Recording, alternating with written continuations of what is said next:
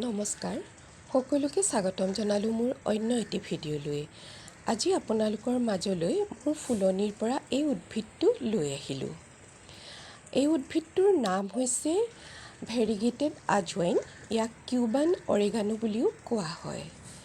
মোৰ ফুলনিত যিবিলাক ফুল আছে সেইবিলাক ফুলৰ মাজৰ পৰাই মই এজোপা বাছি লওঁ আৰু সেইজোপাৰ বিষয়ে আপোনালোকক জনাবলৈ ভাল পাওঁ। আৰু যিবিলাক কওঁ সেইখিনি আচলতে মই নিজস্ব অভিজ্ঞতাৰ পৰাই কওঁ, যাতে আপোনালোকেও তেনেধৰণৰ প্লাণ্টবিলাক আনি পৰিচৰ্যা কৰিব পাৰে। এই কিউবান অৰেগানো বা ভেৰিগেটেড আজৱাইনজোপা এজোপা ডাঙৰ গছ নহয়, জোপোহা গছ হয়। মই নাৰ্চাৰীৰ পৰা এটা সৰু কাটিংহে আনিছিলোঁ। সেই কাটিংটোৱে বাঢ়ি গৈ এতিয়া বহুত ডাঙৰ হৈ গৈছে, মানে বহুত এটা এলেকা ইহঁতে সামৰি লৈছে। এই গছজোপাৰ কাষত ৰ'লে আপুনি সুন্দৰ এটা গোন্ধ পাব। আৰু ইহঁতৰ পাতবিলাক যিবিলাক পুৰঠ পাত সেইবিলাক মছলা হিচাপে ব্যৱহাৰ কৰে। আৰু সেই বিষয়ে মই বিশেষ নাজানো, গতিকে সেইখিনি কথা আজি আলোচনা নকৰোঁ।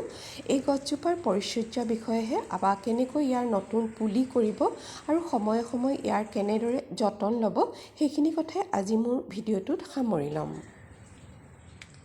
সৰু এটা কাটিঙৰ পৰাই আপুনি নতুন পুলি কৰিব পাৰিব। এইবিলাক চাওক, মই কাটিং লগাইছোঁ সৰু সৰু কণ্টেইনাৰত, কিমান লহপহকৈ বাঢ়িছে। আৰু এই কামবিলাক সাধাৰণতে বাৰিষা কালত কৰিলে বেছি ভাল, গতিকে কাটিংটো মৰাৰ ইমান সম্ভাৱনা নাথাকে।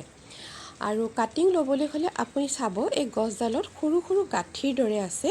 গাঁঠিৰ তলতে আপুনি কাটি এটা কাটিং ল'ব আৰু সেইটোৱে আপুনি মাটি নাইবা বালিত গুজি থ'ব, তাৰ পৰাই কিন্তু শিপা ওলাবই। আৰু এনেও আপুনি চাব, গছডালৰ পুৰঠ ডালটোত তাৰ গাঁঠিৰ পৰাও কিন্তু সৰু সৰু শিপা ওলায়। আৰু তেনেকুৱা শিপা থকা ডাল এটাই যদি আপুনি পায়, তেতিয়া সেইটোৰ পৰা কিন্তু পুলি কৰিবলৈ অতি সহজ।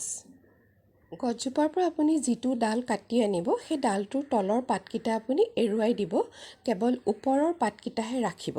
তাৰপিছত আপুনি মাটিতেই হওক বা বালিতেই হওক, যিহতেই আপুনি ডালটো গুজি ৰাখে, তাত আপুনি কিন্তু পৰ্যাপ্ত পানী দিব। এই উদ্ভিদটোৰ বাবে আপুনি মাটিটো কেনেদৰে প্ৰস্তুত কৰিব?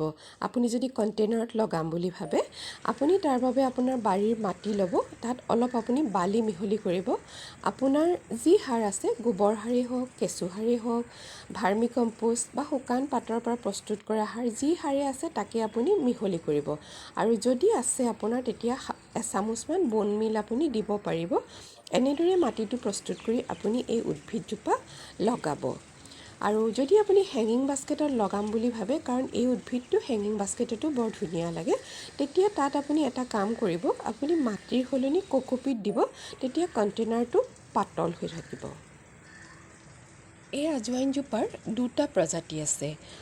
এইটো যিটো মই আপোনালোকক দেখুৱাইছোঁ, এইটো হৈছে ভেৰিগেটেড আজৱাইন। ইয়াৰ পাতখনৰ মাজডোখৰ সেউজীয়া আৰু কাষত বগা বৰ্ডাৰ আছে। আৰু পাতবিলাক চুবলৈ খুব ছফ্ট।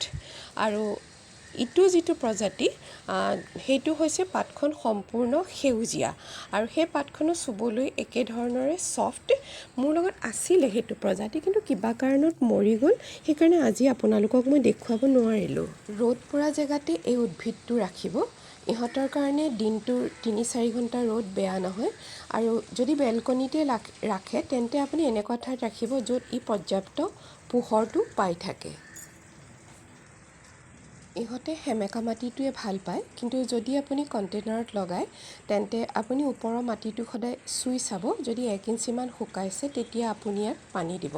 অধিক পানী দিলে কি হয়, কেতিয়াবা ইয়াৰ শিপাটো গেলি যাব পাৰে। আৰু মাটিটো এনেধৰণৰ হ'ব লাগিব যাতে ইয়াত কেতিয়াও পানীটো জমা হৈ নাথাকে। এই উদ্ভিদটোৰ মই তেনেধৰণৰ কোনো বেমাৰ আজাৰ দেখা নাই, কিন্তু পানী দিয়াটো বেছি হ'লে, মাটিটো যদি পানী জমা হৈ থাকে, তেতিয়া কিন্তু তাৰ শিপাটো নষ্ট হ'ব আৰু তেতিয়া গছজোপা মৰিব পাৰে। আৰু যদি কেতিয়াবা কোনো পোক পতংগৰ আক্ৰমণ আপোনালোকে দেখে বা পোক পতংগই যদি নষ্ট কৰা দেখে, তেতিয়াহ'লে আপুনি নিম অইলটো স্প্ৰে কৰিব।